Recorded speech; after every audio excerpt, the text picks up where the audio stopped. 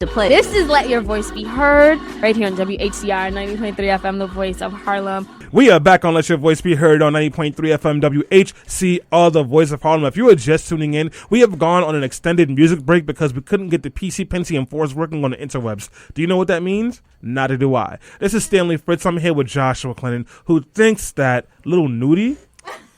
Young Nudie, first of all, don't disrespect my guy. Young Nudie? Oh my God, I hate these new rappers so much. Young Nudie, bro. He thinks that Young Nudie is the next big thing coming out of the hip hop scene. First of all, it's Playboi Carti. He's the greatest of all time. No, he's not. Please don't say that. Then number 2 right now is Young Nudie. He got the streets on fire. What? What streets?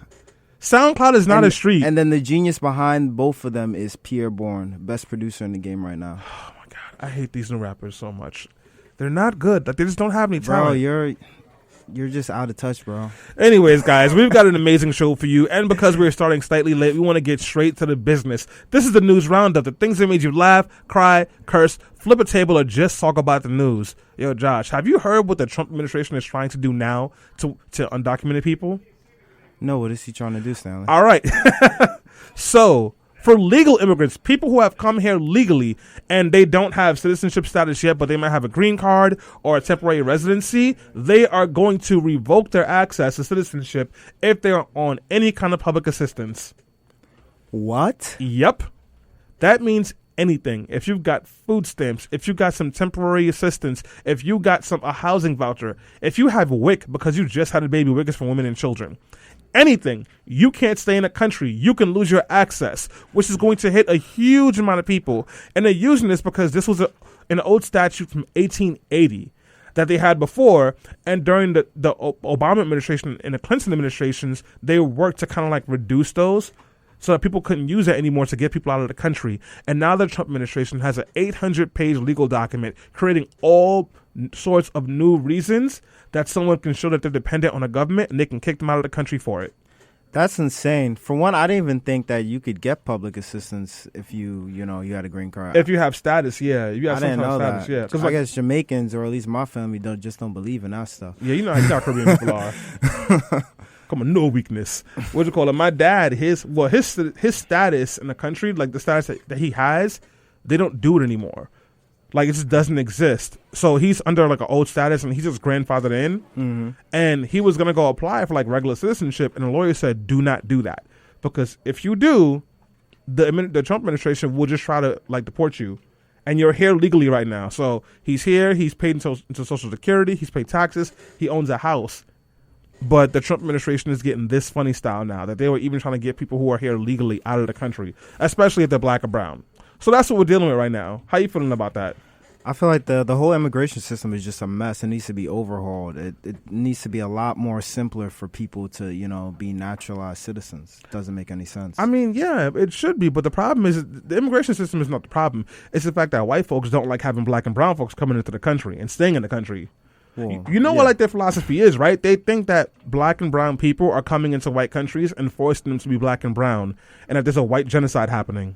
Yeah, I mean, they're afraid about becoming a minority because of all the messed up stuff they did when they was the majority. So, But that's happening whether they wanted to or not. They're saying by like 2050 that white people will no longer be the majority. And their birth rates have decreased significantly since the early 80s. That made me a little sad because I thought it was going to happen sooner. Really, Josh? So you walk around Harlem, you would think that they're growing in size, man. Nah, they everywhere. And I be getting, like, when I see a whole bunch of white people on a corner in Harlem, I just be like if I'm driving by, I just be honking, like, disperse, white people. Like, what are you doing here? So you're not with the gentrifiers. Yeah, I don't know how to say this in a non-problematic way, but I just don't appreciate how comfortable they feel walking down the streets of Harlem. No, it's crazy. Some white guy was just walking down the street with his wife or whatever, and he's just like eyeballing this beautiful brownstone across the street. He's like, "Oh, look at the window, and he's walking right into me, not even seeing me. So I just you push him into the like, watch where you going, white man. Like, this is my neighborhood. I can't. Me and Selena saw an ad on a bus stop, and it was like, this is the new Harlem. And it was like 3 white guys in suits sitting on a stoop of a brownstone. And we were like, oh, this is gentrified now. they're not even trying to get like culturally relevant ads anymore because this is what it is. Yeah, no, it's definitely bad here, especially in Harlem. But speaking of things that are bad, so apparently Donald Trump was involved in telling the Israeli government not to let Congresswoman Rashida Tlaib into Israel, even though she is Palestinian American. So it was a whole back and forth, and it actually violates the Constitution in one way for a president to impede upon another elected official in a equal branch of government to do their job. Yeah. So she wasn't and he was talking about her grandmother because she wanted to visit her, and he put like grandmother in quotation marks, and it was a whole back and forth. And now then the congresswoman was actually granted the ability to go to Israel, but on humanitarian under the humanitarian policy. And she said, "You know what? I don't want to go." Yeah, because go ahead, John, that's what I get mad at. Like, why would you not go? Like, still, like, regardless of the fact that they didn't want you to go is reason enough why you should go and expose, like, you know, all the stuff that she thinks is going on in Israel. Bro, do you know what they do to people of color, particularly people of color of Middle Eastern descent, when you go visit Israel? I had a couple of friends that went, and as soon as you come in, you have a trace of brown in you, they're pulling you in, and they're holding you in confinement for 6 to 7 hours to make sure you don't have any quote-unquote terrorist associations. You're getting locked up as soon as you touch the soil. And because they already said the reason they did that was because she was a quote-unquote terrorist threat, she's definitely being surveilled and harassed the minute she hits that soil. I wouldn't want to go there either. They're targeting her and her family. She's a member of the United States Congress. What can they really do to her? Well, look at it. They never stop anybody from messing with any black person or brown person because it doesn't matter. And the president of the United States obviously doesn't give a damn about protecting her. He wants her to have problems. Who's her backup? And elected officials have been assassinated before. Yeah. And huge public iconic figures. But you know how white people get down. They're going to be shocked. How would that look if Palestinian American member of Congress goes to Israel and gets assassinated? Like that, there's no way they're gonna. You're gonna have a bunch of shocked and appalled white people that actually don't do anything, which is what they've been doing since Trump became president anyway. Yeah, so, I mean, pretty much. Well, speaking of that, also, I just quickly wanted to shout out before we go to break, the 1619 Project. Have you guys been tuned into that the New York Times, they actually released a project just delving into the chronicle of slavery in America. I know some people who had a chance to check it out, and I know they're going to be releasing an expose either, I think, today or tomorrow. So, you know, shout out for the Times for just doing great investigative reporter of journalism and just really digging into the history of this country and beyond it. Well, and on that note, we do have to take another quick break. But when we come back, we're going to be speaking about the infamous Jay-Z NFL partnership. This is Let Your Voice Be Heard. Music can count me out. I'm counting my bullets. I'm loading my clips. I'm writing down names. I'm making a list. I'm checking it twice and I'm getting them hit. The real ones. Jay-Z, you've been raising the consciousness of this country for decades. Why do you feel like partnering with the NFL will further your mission to inspire rather than doing what you've been doing, which seems to be speaking out against it? Yeah, I feel like it's the place where it happened, and you go to the place where it happened, and then you have that conversation there. So you think that by a lot of people, like especially people on Twitter, you know, the communities, it's a lot of criticism. You think that working with the NFL will further bridge the gap? I mean, it's like polarizing in this country. Like this. The NBA, I don't know, let's call it 18 years ago, had a player called Mahmoud. You familiar with him? Yeah. A Muslim guy, played for the Denver Nuggets. He didn't want to stand up for the national anthem because of his religion. He wasn't playing the next year. Right? So at that time, the NBA was like, everyone's like, If you look today at the NBA, the way it is, people would say it's at the forefront of social justice, right? There was a time where it wasn't. So these things happen. People have to evolve, and people have to want to be better, and people have to want to have conversations, and this isn't Twitter. You can't just throw someone out if they make a mistake. You know what I mean? This is the real world. You can't say, you made a mistake, you're canceled. I'm never speaking to you ever again. That doesn't accomplish anything. You know, so that's what I believe. I believe real change is had through conversation and real work. Wanting to do things. And what better way to do it than where the conversation first took place?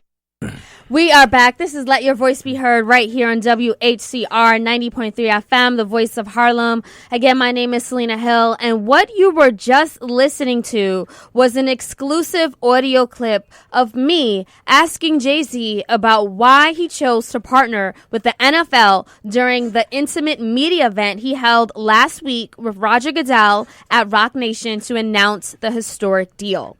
As you heard, Jay-Z believes that we shouldn't just throw people away or organizations. Rather, we should give them time and space to evolve, which is one reason why his company, Rock Nation, will be the league's official live music entertainment strategist at the start of the 2019-20 season. This means that Rock Nation will spearhead the selection of artists for the Super Bowl and other high-profile NFL performances and serve to strengthen community through music and the NFL's Inspire Change social justice initiative. So a core component of the partnership will be to support causes identified by NFL players like education, economic advancement, improving police community relations, and criminal justice reform.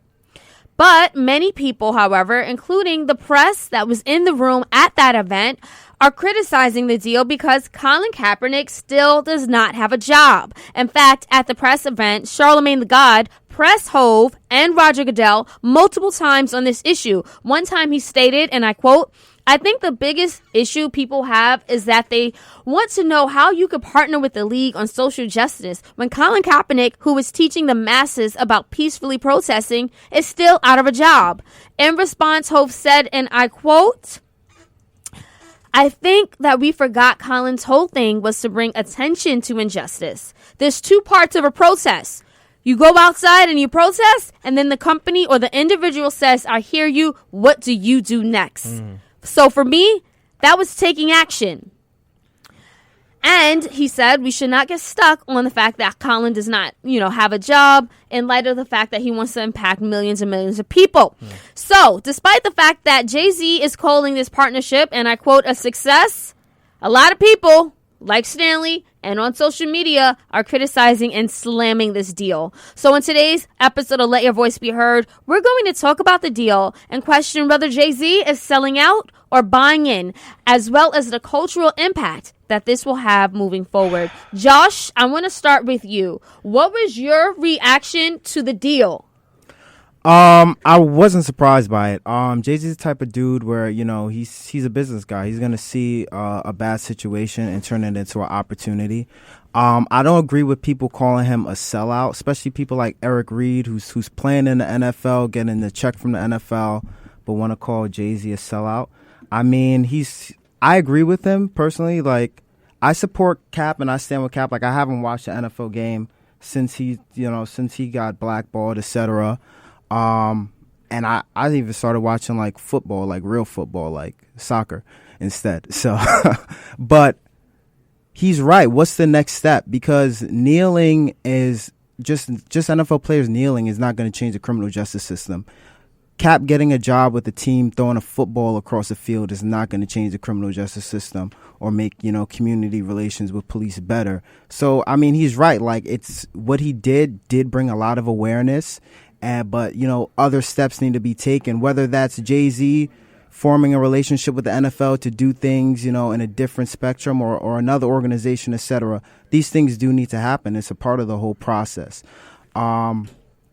Kaepernick is, he's got his stuff with Nike. That went well, but nobody's talking about how Nike's also donating to Trump's campaign. Okay, before we go there, because we're going to talk about that. Stanley, initial reaction to this deal, and does it change your perception of Jay-Z? We all know that you have idolized Jay-Z for decades. How do you feel, Stanley? First of all, why you got to make it seem like I'm that old? For decades? Go ahead, this is nasty. Everything about this deal is nasty. Jay-Z decided to become an employee of the NFL, and he wants to spin it as him doing a good thing. and I don't really understand how it is. So first off, this isn't just about Colin Kaepernick. The NFL is a league with owners who are openly racist, and you have a bunch of proud and happy Trump supporters, including the Miami Dolphins owner who is doing a fundraiser for Trump and says he loves everything that Trump does except for the racist stuff. That's all Trump does.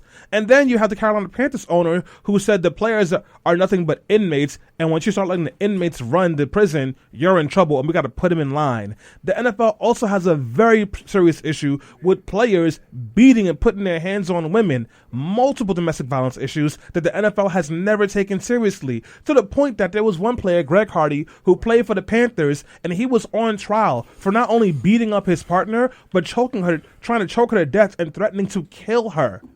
They made him the captain of the football team for the Dallas Cowboys, and they didn't release him until the pictures got leaked. Pictures the NFL had access to already, but didn't want to do anything about it until it became available to the public. The NFL is the same league that is trying to block their former players from getting money back after they all had all these issues with concussions and CTE. So even if you put aside the Colin Kaepernick stuff, the NFL is problematic. Then finally, sure, Colin Kaepernick kneeled, he took his deal with the NFL and he signed his NDA, but Jay-Z wouldn't even be able to have this conversation if Colin Kaepernick didn't do this thing. And the NFL is actively trying to blackball him from the league. It just marked 3 years that he's been out of the league now, just this past week, and the NFL announces this deal during that time. It's not a coincidence to people. They're using him as a black shield, and he's trying to make believe like it's helping people. Josh, so Stanley says he's being used as a black shield. What do you say in response? Jay-Z is being used as a black shield for the NFL. Knowingly. Yes. I mean, he might be, but the thing is, we got to deal with reality, right? Mm-hmm. Like, stuff has to happen. These deals have to be made. Why? I'd rather a black person making these deals because you can get that money and then you can create opportunities for other people. Jay-Z's you can do a so many billionaire. different things. Yeah, but, bro, it doesn't change the fact Ben that Carson's in the White I would House. rather have a black person like Jay-Z determining who's going to be performing at the Super Bowl, all their live events, And because he's going to open up opportunities for other young black artists. And that'll help him mass instead of incarceration. having these white country singers singing at the Super Bowl. And that'll help him mass incarceration. Let me answer this question because here's my take on this. Number one, I was in the room. So I saw the detailed PowerPoint that they exposed about the social justice initiatives that they're going to do. And after speaking with Jay-Z and being there, I strongly believe that he wants to make a social impact. I think people are jumping too quickly to condemn this deal or to celebrate it. I applaud the effort that Jay-Z is making to get involved and to help the NFL make necessary change. But you can't, we don't know, we have to let it play out. He's and an I say employee. this. He partnered with the NFL. He did secure a bag. You're right. He's been telling us for years on that he's a businessman. He showed us how to move in a room full of vultures. He's never the been vulture. He's never been a shit. No, He's the vulture. you're right, but at the same time, why don't we talk about the players in the NFL? Sandy said why the NFL is problematic because the CTE issues, the owners treating them like slaves, like inmates. Why aren't we mad at the players? All they have to do is stop playing the game, and the whole NFL is shut down. And that's a good point. And I'm definitely want to get Stanley's response because my whole thing is if people are mad at this deal and why it's happening, Eric Reed himself, why are you still working for taking a check from the exactly? So Stanley and other people who are mad that Jay-Z got his check. That's a false equivalent.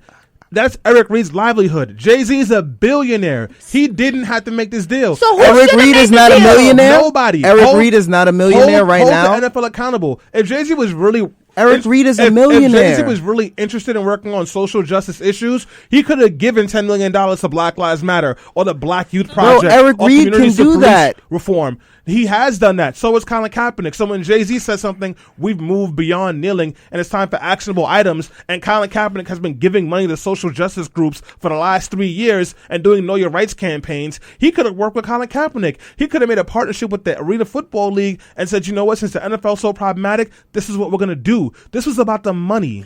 First of all, Jay-Z has a strong track record when it comes to social justice work. He's not an activist or an organizer, but he is an ally. He's written an op-ed for the New York Times about nonviolent drug offenses. Mm-hmm. He's produced documentaries about Trayvon Martin, Khalif Browder, and Meek Mill, and he's given a lot of money to Black Lives Matter. So you're right. He could have continued those steps. But the way I look at it is, I'm one of those people who complain about all of the problems, the systematic problems in the NFL. Somebody needs to change it, and I'm not mad that they chose someone as high profile as Jay-Z. So that's just how I feel. So let me get this straight.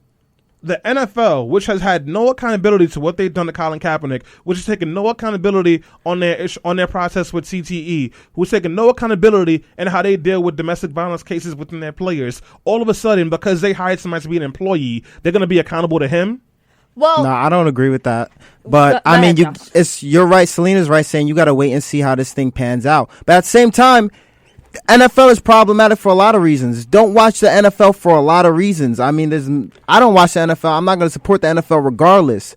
But Jay-Z doing his thing, trying to make change from within the NFL, I'm not mad at it because there's still hundreds of black kids who are going to be going into the league every other year. So, I mean, this is what we got to deal with. Thank you for that, guys. I see all the comments coming on Facebook Live. We're going to take a quick break, but we're going to get to your comments. This is Let Your Voice Be Heard.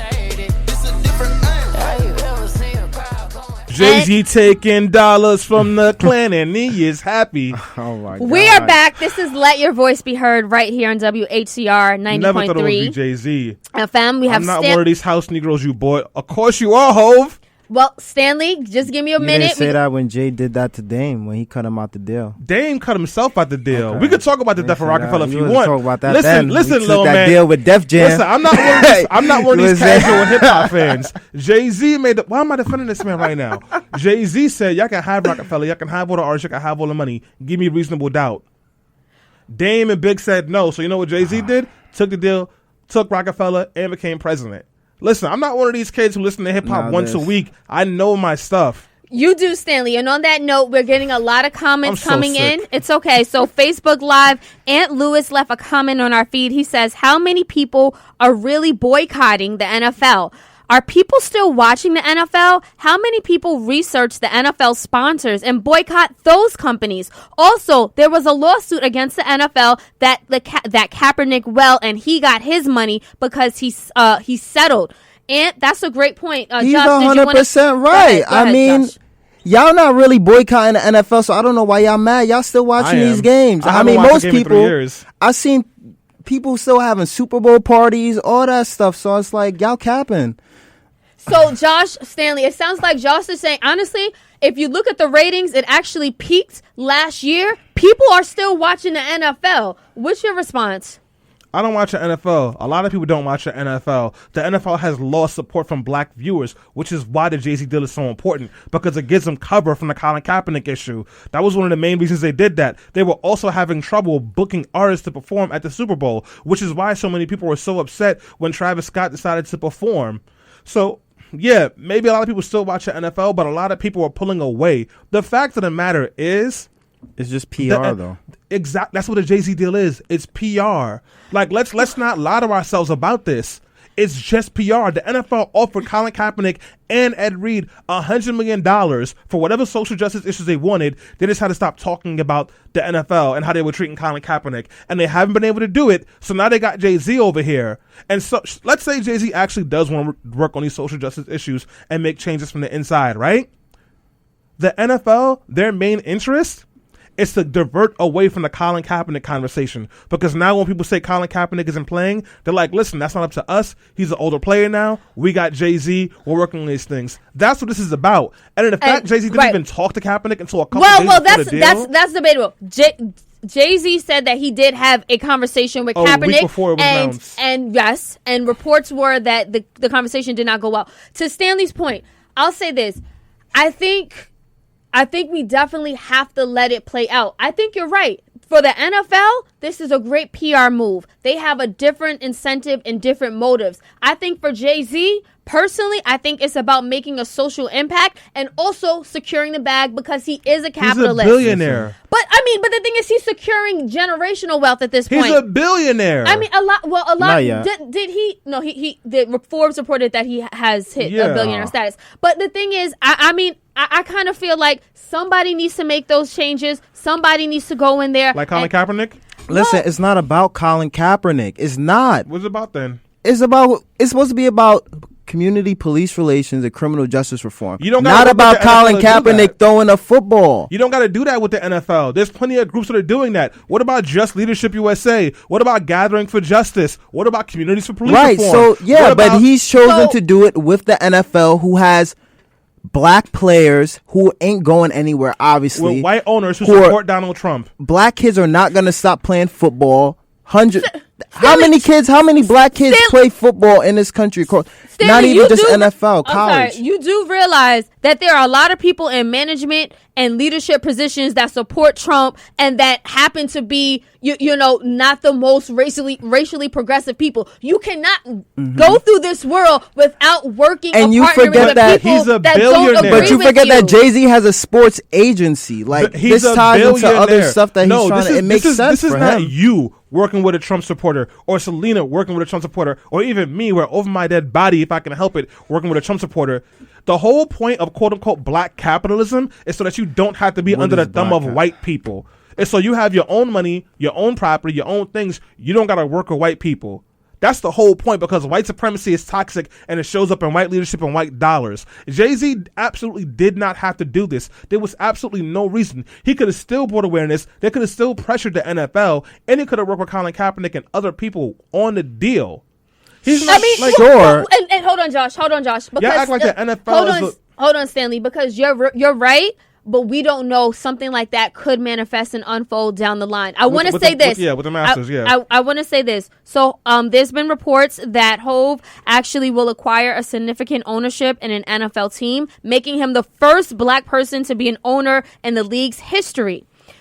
In light of this historic accomplishment, Stanley just brought up black capitalism. Josh, do you think that this is something that we should be applauding and celebrating in light of black capitalism?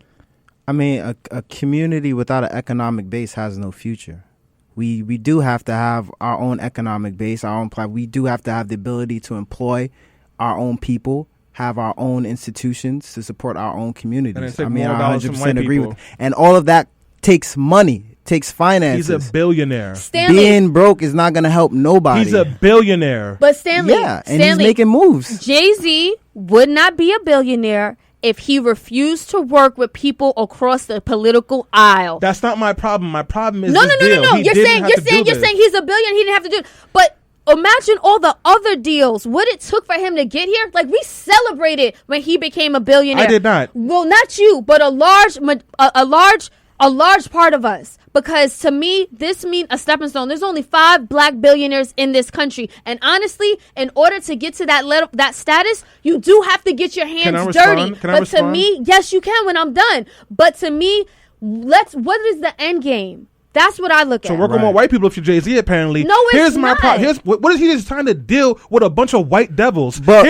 hold on 1 second. Talking about he's a black billionaire. That's so great. They have 5 black billionaires. By the year 2025, black wealth will be at negative $200,000. Black billionaires don't mean a damn thing to black wealth. We still have communities that don't have clean water. That's not true. Just Flint, Michigan. That's it's not Newark. true. Bob Johnson, a black billionaire, supports Donald Trump. I don't care if you're a black billionaire, because if we're not building black wealth and black power for all black people, it doesn't matter. Capitalism, especially black capitalism, won't save you. They still firebombed Oklahoma. They still took all of Joe Lewis's money. If they want to get rid of you, they will. That's the way white supremacy works. Stanley, and I'm not disagreeing with you. The only point I want to point out is the only reason why hundreds of young black men who just graduated from Morehouse can live a life without student debt and can go to either pursue a career or a graduate degree is because one of the 5 black billionaires decided to pay their student loans. So to say that black billionaires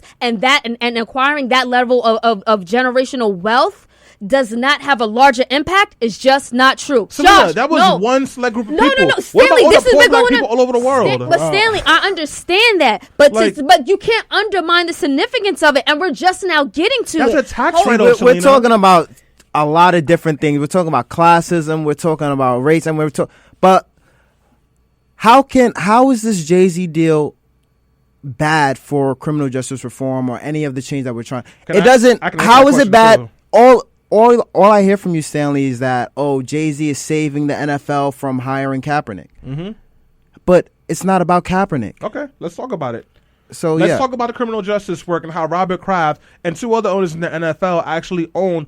They have companies and stakes and tracking devices for people. When you don't go to jail, you go through parole, they put a tracking device on you. Let me tell you how that works in other parts of the country. So in Boston, you got to pay $125 for that tracking device, right? But it's faulty and the charger stops working. So what you'll have in Boston and what has happened is that people will go to sleep and the battery will die. And when the battery dies, right before it does, it sends a signal to the police that you are trying to escape. So the police were going into people's homes and pulling them out of bed because those tracking devices were saying that they were violating their parole and getting thrown back in jail. There was money to be made in the criminal justice. Hold on 1 second. There was money to be made in the criminal justice field, and that's how people are looking at it. You know how much the average family spends when you have somebody incarcerated? $13,000 on a year. And that's just on calling. And in most prisons now, you can't even see somebody in person. You have to do a video visit. Mm-hmm. Guess who has a stake in that? Robert Kraft, where it costs $12 for 7 minutes to talk to somebody on Skype. And it doesn't even work consistently.